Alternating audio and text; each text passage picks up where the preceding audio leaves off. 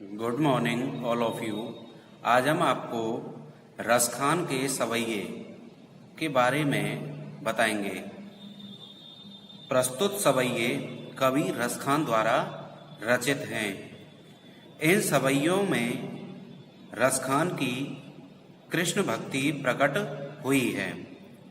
रसखान एक कृष्ण भक्त कवि हैं। यहाँ उन्होंने कृष्ण भूमि के प्रति भी अपना अनन्य अनुराग व्यक्त किया है। पहले सवैये में रसखान ने कृष्ण भूमि के प्रति अपना अनन्य समर्पण व्यक्त किया है। रसखान ने कहा है कि यदि उन्हें मनुष्य, पशु, पक्षी, पाहन कोई भी योनि प्राप्त हुई है तो वह ब्रज के सानिध्य में ही रहना चाहिए। दूसरे सवैये में उन्होंने इसी भाव को प्रकट करते हुए कहा है कि यदि मुझे ब्रज में रहने का सुख प्राप्त होता है तो मैं अपनी सारी सुख समृद्धियां उस पर वार करने को त्याग दूंगा। तीसरे सवैये में कवि ने कृष्ण के सौंदर्य रूप का वर्णन किया है। गोपियों के इस ऐसे भाव का वर्णन किया है जिसमें गोपियां स्वयं कृष्ण का रूप धारण कर लेना चाहती हैं। अंतिम सवैये में श्री कृष्ण की मुरली की धुन और उनकी मुस्कान के अद्भुत प्रभाव का वर्णन करते हैं। अब इसमें पहला है, मानुष हो तो वही रसखान, बसो ब्रज गोकुल गांव के ग्वारन। जो पशु हों तो कहा बसो, मेरे चरो नित नंद की धेनु मझारन। पाहुन हो तो वही गिर को, जो कियो हरि छत्र पुरंदर धारन। जो खग हो तो बसेरो करो, मिली कालिंदी कूल कदम्ब की डारन। इसमें रसखान कहते हैं, यदि मुझे मनुष्य का जन्म प्राप्त हो तो मेरा बसेरा गोकुल गांव के ग्वालों के बीच हो, और यदि मैं पशु बनूं जिस पर मेरा कोई वश नहीं है तो मेरा निवास उन गायों के बीच हो जिसको कृष्ण चराने लेकर जाते हैं। यदि मैं पाहुन हो तो वही गिर को, जो कियो हरि छत्र पुरंदर धारन। और यदि मैं पत्थर बनूं तो जिसे भगवान ने अपनी उंगली पर धारण किया था। जो खग हो तो बसेरो करो, मिली कालिंदी कूल कदम्ब की डारन। और पक्षी बनूं तो मेरा बसेरा यमुना के किनारे, कालिंदी यानी यमुना के किनारे खड़े पेड़ के कदम्ब के पेड़ की डालियों पर हो। दूसरा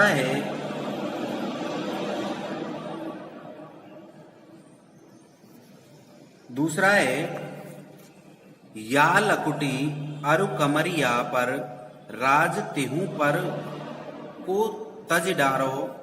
आठों सिद्ध नवो निधि के सुख, नंद की गाय चराए विसारो। रसखान कबो इन आखन सो, ब्रज के बन बाग तड़ाग निहारो। कोटिक एकल धोत के धाम, करील के कुंजन ऊपर वारो। रसखान कहते हैं कि यदि मुझे कृष्ण की लाठी और कंबल मिल जाएं तो मैं उस पर तीनों लोकों का राज्य न्यौछावर कर दूंगा। आठों सिद्ध नवनिधि के सुख नंद की गाय चराए विसारो। आठों सिद्धि और नौ निधियों के सुख के बदले मुझे कृष्ण की गाय चराने का भी सुख प्राप्त हो। मैं ऐसा सुख लेने में एक पल भी नहीं लगाऊंगा।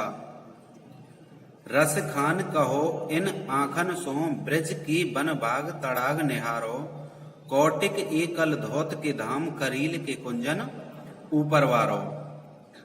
रसखान कहते हैं कि जब मैंने ब्रज के वन बाग सरोवर आदि देखे हैं, तब से वहीं निवास करने के लिए मैं करोड़ों स्वर्ण महल उस पर न्यौछावर कर दूंगा। तीसरा है मोर पखा सिर ऊपर राख्यो। गुंज की माल गरे पहिरोंगी।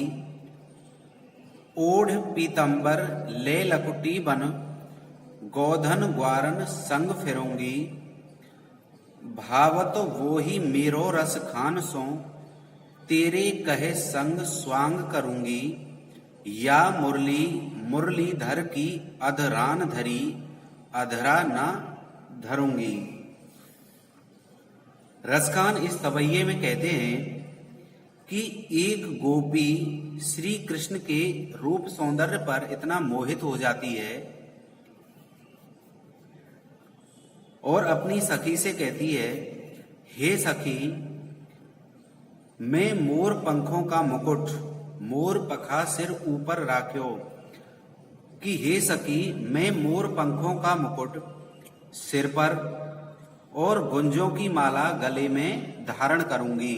गुंज की माल गले पहनूंगी, यानी गुंजों की माला गले में धारण करूंगी।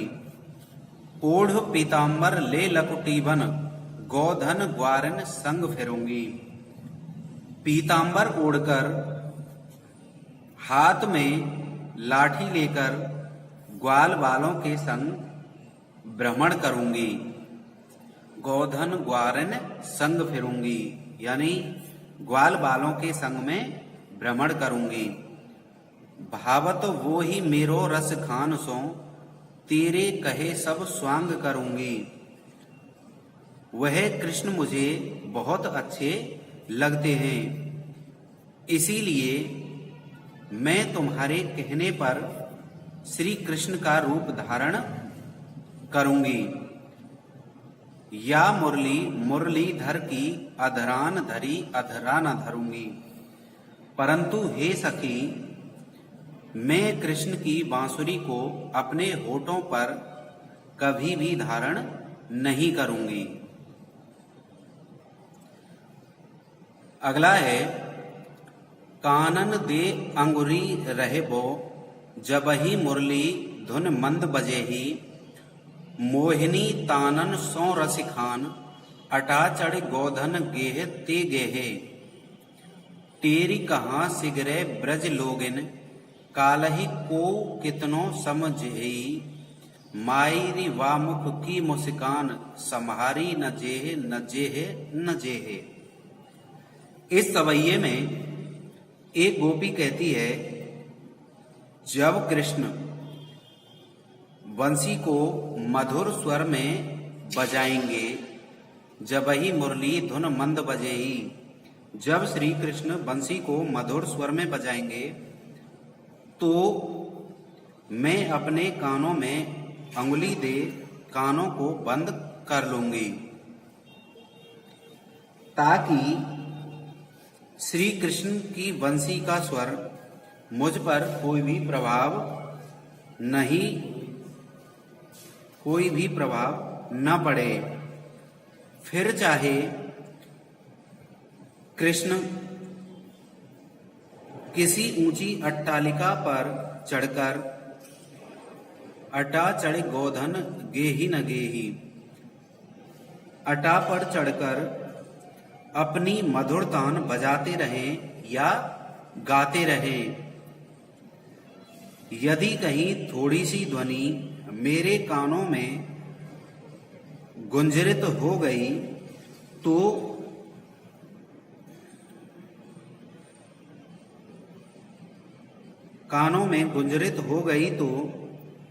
ब्रज के सारे लोगों को मैं पुकार पुकार कर कहूंगी, टेर कहो सिगरे ब्रज लोगिन, काहे को कितहु कितनो समझेही।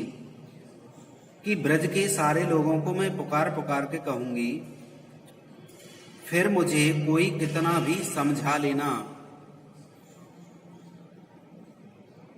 मेरा आकर्षण कम नहीं होगा। मायरी वा मुख की मुस्कान सम्हारी, न जेही न जेही न जेही। हे माँ, श्री कृष्ण के मुख की मुस्कुराहट का सम्मोहन ऐसा है कि उसके जादू से कोई भी नहीं बच सकता है। इस सम्मोहन से मिलने वाला आनंद कोई भी संभाल नहीं सकता है। Thank you.